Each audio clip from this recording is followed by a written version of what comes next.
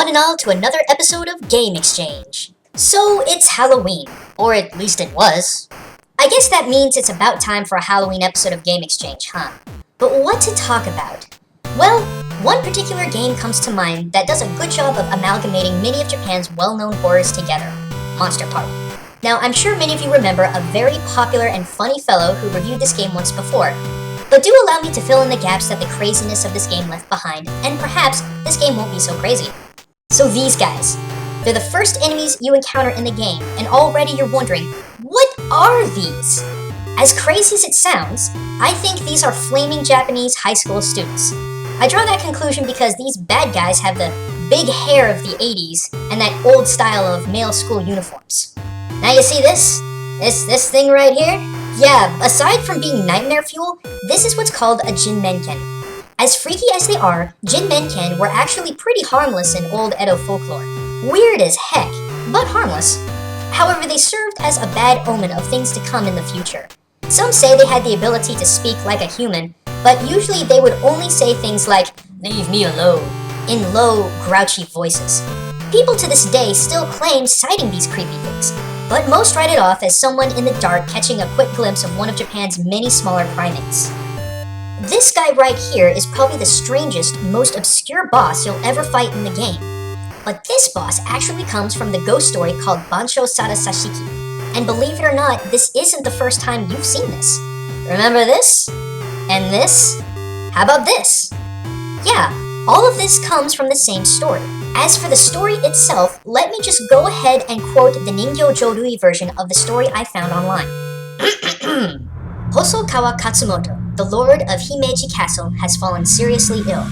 Katsumoto's heir, Tomonosuke, plans to give a set of 10 precious plates to the shogun to ensure his succession. However, chief retainer Asayama Tetsuzan plots to take over. Tomonosuke's retainer was engaged to marry a lady-in-waiting, Okiku. Tetsuzan plans to force Okiku to help him murder Tomonosuke. Tetsuzan, through the help of a spy, steals one of the 10 plates and summons Okiku to bring the box containing the plates to his chamber. There, he attempts to seduce Okiku, but she refuses due to her love for Taketsune. Rejected, Tetsuzan has Okiku count the plates to only find 9. He blames her for the theft and offers to lie for her if she becomes his mistress. Okiku again refuses, and Tetsuzan has her beaten with a wooden sword. Then has her suspended over a well and, erotically enjoying her torture, has her lowered into the well several times, beating her himself when she's raised. He demands that she becomes his lover and assist in the murder of Tomonosuke. She again refuses, whereupon Tetsuzan strikes her with his sword, sending her body deep into the well. While wiping clean his sword, the sound of a voice counting plates comes up from the well.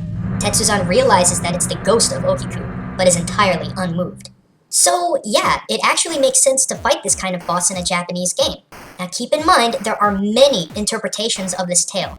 They are somewhat similar, but each have their own unique story to tell. As I've said, this ghost not only exists in Monster Party, but also in games such as Mystical Ninja for the SNES, and also games like Parodius. Konami really seemed to have a thing with this character. Now as for the ring, I think the similarities speak for themselves. The tale of Okiku is so old and so well known that it only made sense to make a movie that would borrow from the horror of the story. For those of you wondering what the story has to do with Mr. Centipede in Inuyasha, there's a species of worm that lives in old wells in Japan called Okiku Mushi, named after Okiku herself. Many people believe that Okiku reincarnated as the species of worm. Yes, I know the show said it was to be the resting place of a centipede demon, but come on, this is too similar just to be a coincidence. Remember these guys? Seems like the easiest boss fight in the world, but there's a strong cultural reference here. Now, I'm going to go out on a limb and assume that this comes from the Japanese holiday of Obon. What's Obon?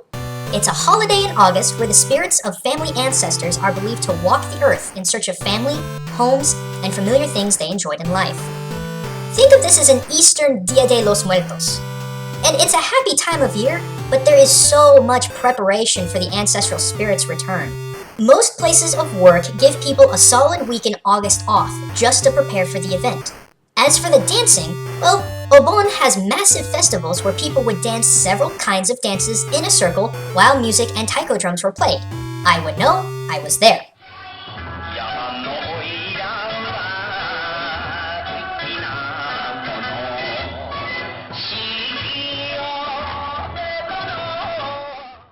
Alrighty, next. It's a giant mecha. I could go on and on about how they're omnipresent in Japan, but chances are y'all already know this. Okay, next up then. Oh yeah, these guys. I know this scenario is completely bizarre, and I can't really say much about the space stations in the background, but I tell you what, if I found giant kushikatsu, I'd be all over that stuff. So what's kushikatsu? Kushikatsu is basically any sort of food that is dipped in batter and fried, and this can be anything. Shrimps, onions, green onions, tofu, pork, whole eggs. Yes, whole eggs. Batter fried on a stick, anything goes. Honestly, this food is a monster of its own. Deliciously tempting, but it will kill you. The only other monster boss that's Japanese I found in this game was this sort of ghostly suit of armored boss. And that should be pretty self-explanatory. All of the other bosses are either traditional horror monsters or were just plain random as heck. Though I did read that some of these monsters were actually supposed to be copyrighted monsters that got changed at the last minute. For example, the cat in the box was originally supposed to be a gremlin. Now there are plenty of other monsters that I could go over that are constantly found in games. But, as always, I encourage you to go out for yourselves and dig around for some cultural background behind some of the weird and crazy monsters that not only Japan has, but the whole world. There are many games that have been originated in Japan, but in them, there are all kinds of monsters from all over the world. Castlevania does a great job of borrowing from a plethora of cultures when it comes to their monsters. So go for it, guys! If you love monsters, you'll be really surprised at how creative cultures can be when creating them. Anyway, that's all I have for this episode. I hope you had a happy and safe Halloween. Next time, you might want to bring your jacket, because we're taking a field trip up north to uncover culture in games that have almost been completely untouched. But until then, this is Gaijin Goomba signing out.